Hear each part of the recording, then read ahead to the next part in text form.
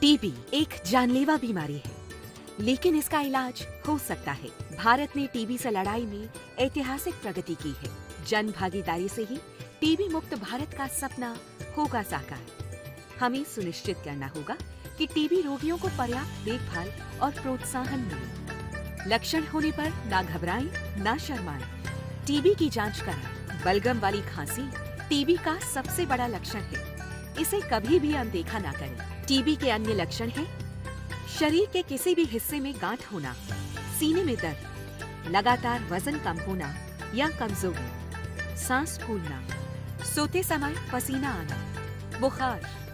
ध्यान रहे, लक्षणों को नजरअंदाज करना जानलेवा हो सकता है। जल्द से जल्द अपनी जांच कराएं। कुछ समूहों में टीबी का खतरा अधिक होता है, जैसे वे लोग जिन्हें पिछले 5 वर्ष में टीबी हुआ हो, 60 वर्ष या उससे अधिक आयु, धूम्रपान या शराब का सेवन करने वाले, कुपोषित, टीबी निकट संपर्क हुआ हो, मधुमेह रोगी, HIV से पीड़ित लोग। इस समूह को जल्द से जल्द अपने नजदीकी अस्पताल या स्वास्थ्य केंद्र से टीबी प्रिवेंटिव थेरेपी के बारे में अधिक जानकारी लेनी चाहिए। साथ ही हमेशा पौष्टिक भोजन खाएं, क्योंकि पौष्टिक आहार है टीबी के खिलाफ सबसे बड़ा हथियार। सरकार हर टीबी रोगी को निक्षय पोषण योजना के तहत दे रही है 1000 रुपए प्रति माह की पोषण सहायता।